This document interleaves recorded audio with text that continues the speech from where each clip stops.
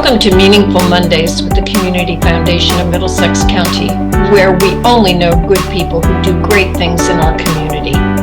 Whether you are a volunteer, a donor, or a nonprofit organization, each episode of Meaningful Mondays will celebrate you, our friends and neighbors who have a deep passion for and commitment to improving the quality of life for all in Middlesex County. So let's kick off the week with great conversations with remarkable people, businesses, and nonprofits making a difference right in our own backyard. All right, it's Monday, and it's a meaningful Monday. We love to kick off the week with wonderful people who do great things in our community, and we are so honored to have Laura Colebank, a great board member of the Community Foundation of Middlesex Counties, with us today. So thanks, Laura, for being here. I know how busy you are, so I really appreciate your taking the time. Happy to be here. So today we thought we would talk about the joys, the responsibilities, and the importance of volunteering, because everyone is telling us that volunteering is down, and we know that, but we are so fortunate at the Community Foundation to have wonderful board members who volunteer and then some. So give us your thoughts on that, if you wouldn't mind. Well, as you know, I'm on the very involved with both the grants committee and the listening forums that we're doing right now. And the end of my notes here, that was one of my prominent comments, is that the need for volunteers and getting more people involved is just critical right now. It really is, but are there things that you've gotten, because you've been on the board since 2018, right? Correct. So were there surprises along the way of the things that you didn't expect to get from volunteering on the Community Foundation board? I don't know if they're really surprises. I think I feel like it's just grown in multitude. And one thing that struck me too is, after COVID and the ARPA money kind of, where it was very helpful, but now they don't have that. And the just needs to seem to sort of have compounded a little bit. It's more complex. Well, that's a really good term for it, because I think life has gotten very complex, and the Community Foundation itself and the types of funds we're setting up have gotten very complex. And then you have all the rules and regulations from Congress and the IRS have gotten, so it certainly we're never bored. Now, you're such a good grants committee member. You really are so thorough. So explain to our listeners and viewers what that is like to be on the grants committee, because I'm going to murder a quote from Tom Brokaw, who says, "It's easy to make a buck, but it's really tough to make a difference." Well, I will say that when I take on a project, I can't do anything lightly. So we know. Thank you for that. Obviously, reviewing the grants with great detail, and now for me to keeping that DEI lens, which I know we'll talk about later, to see how the nonprofits are meeting diverse community needs and helping us reach new, different areas that are of need. I just think that there's a great need for conversation. That's a big part of when we have our meetings, that we take the time now more than ever to go through each grant to discuss the details and get the perspectives of everybody to make sure we're making the most of the available funds. Right, and let's segue though to DEI, because that and diversity, equity, and inclusion, and we have a wonderful work group that works with you and others on that. But that is really focused on the nonprofits too and helping them. So I think your being on the grants committee and then understanding what goes on behind the scenes with the nonprofits really has benefited our DEI work group. So explain a little bit about that and how we as the Community Foundation got on that journey.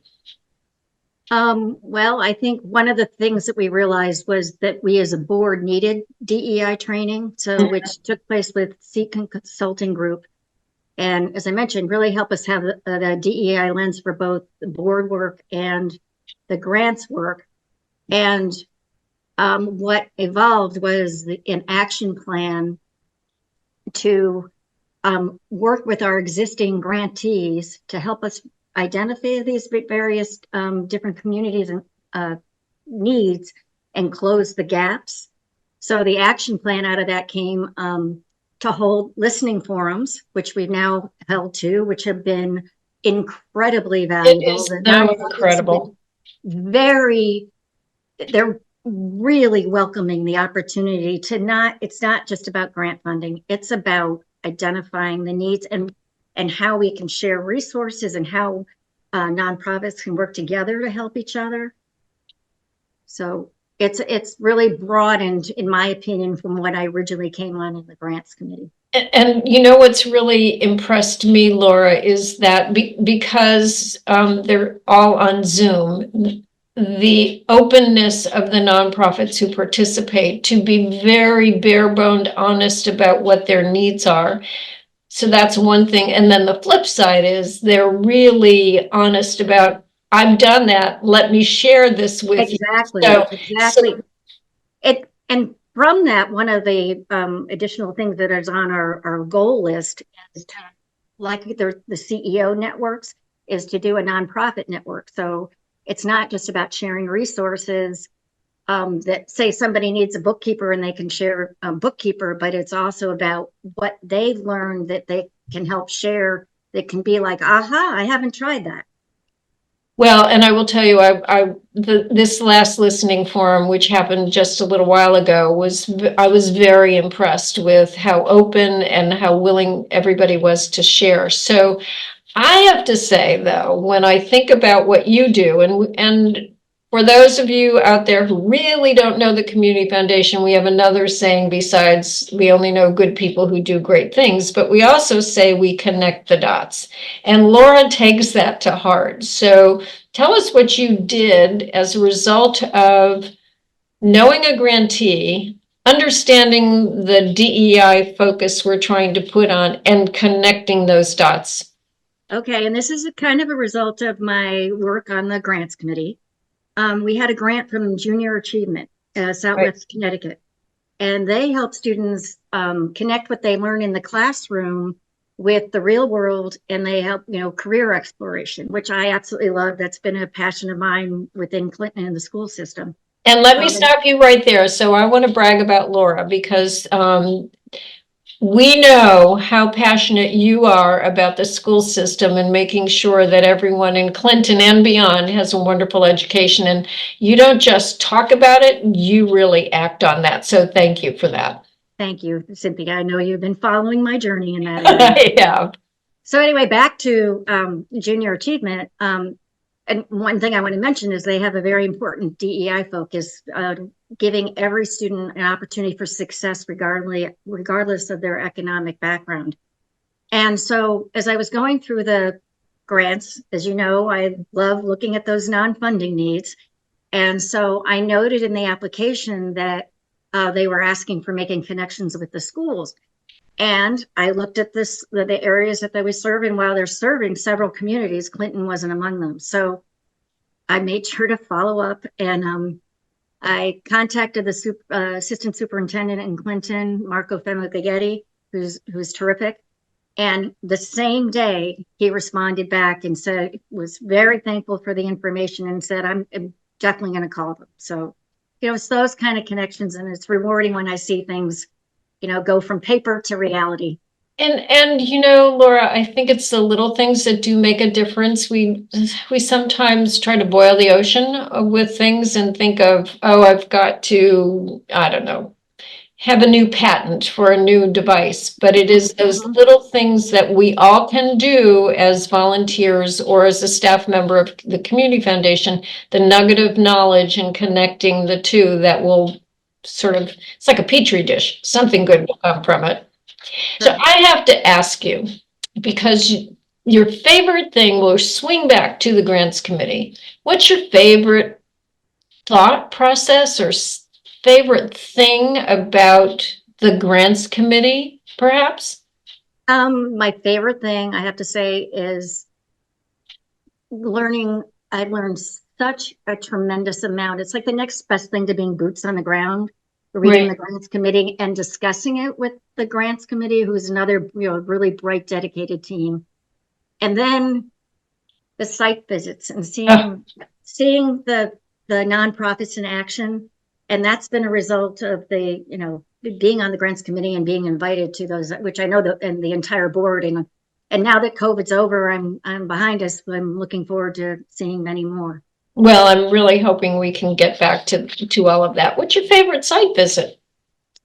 I have to say, and reflecting back that, and this was several years ago, and you can help me with the details, but the site visit was at Franklin Academy, a nonprofit boarding school that serves 8th to 12th grade.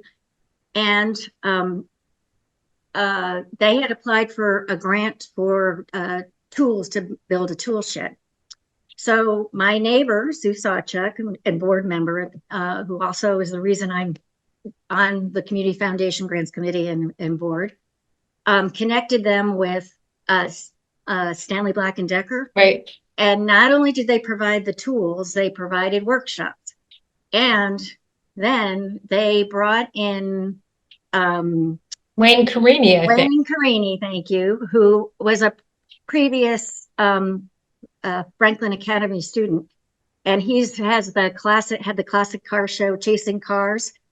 And so he came in and did workshop with the students and spoke to the students. And then the creme de la creme, he brought in the beautiful, iconic 1949 Buick Roadster convertible. Right. Was used in the film Rain Man with Dustin Hoffman, one of my favorites. And every student had an opportunity to sit in the car and be photographed.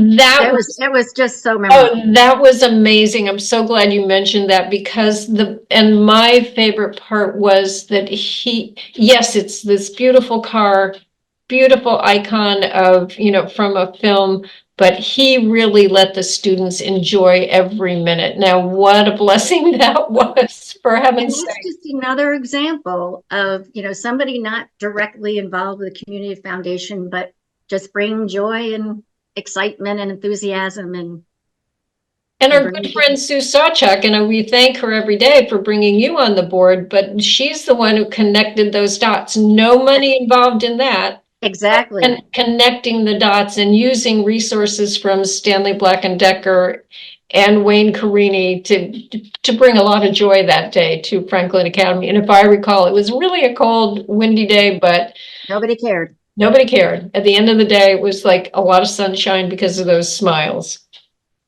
Anything else you can think about for people thinking about dipping their toe in, words of advice for the listeners who may be interested in volunteering their time, but sort of don't know how to do it? Right. Well, I have to say, I listened to Love Brett Director's comments last week, and just kind of building on that to find an area you are passionate about. And for sure, whether it's education, which was for me, environment, humanitarian, arts, or animal related, there's a group out there who will welcome your talents. And there's many ways to get involved with, don't involve a lot of time or money. And as I mentioned, that it was a prominent theme in all of our listening sessions. And start young. And I know we're working on that, but just an example, our daughter, Anastasia, loves working at the library. Our son, Nick, was an Eagle Scout and helped build a kiosk for our town beach. And when he was little, out of the blue, he just decided he was going to donate money to the Children's Hospital. Oh, so, nice. Yeah. Chip off the old block. Right. But so, you had a couple of phrases before we started taping that you wanted to share, and I thought they were just extraordinary. So if you wouldn't mind sharing those. Oh, well, it's kind of a result of, I took a little break today to do my little sort of, devotional or whatever I do. And being Lent season, our church is doing a really fabulous thing. It's called what are you up to? And I was raised Catholic. You were always, raised to give up something for Lent, and chocolate cheese, or in my mother's case, fish. That wasn't a hardship. But their theme is get up to something instead of giving something up this Lent. I love that. I absolutely love that. They provided us with a really cool, this is First Church of Christ in Old Saybrook, daily devotional. And one of the things they said is showing up is one way to be up to something good, whether that is showing up to support an organization or cause. Where we show up shows what, who, and how we love. I just love that. I just love that. But you know what, Laura, before we leave, I have to say, I totally forgot. You got the 2023 Beacon Award. Stop. Don't be so modest. And that was you were nominated by a group of friends and people from Clinton and around who know you so well. So if I had a band, I would strike up the band right now, but I don't. But just congratulations for that. It was very well deserved. Thank you very much. It was an honor to be recognized, and it made me realize that I'm more involved than I think, but it's very rewarding. And we're very happy that you're involved with us. So thanks, Laura, for being with us. And for those of you listening, please spread the word about us and about Meaningful Mondays. You just will learn so much about good people doing great things every day and help us connect more dots to do a lot in the community. Thanks, Laura. Thank you, Cynthia.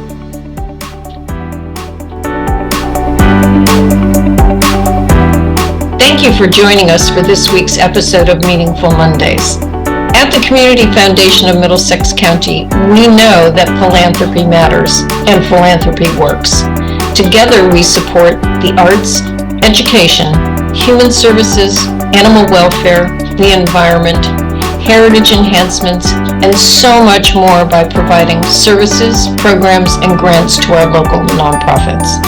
We invite you to learn more and share your passion with us. Visit us at middlesexcountycf.org or contact us at 860-347-0025. Together we can make great things happen.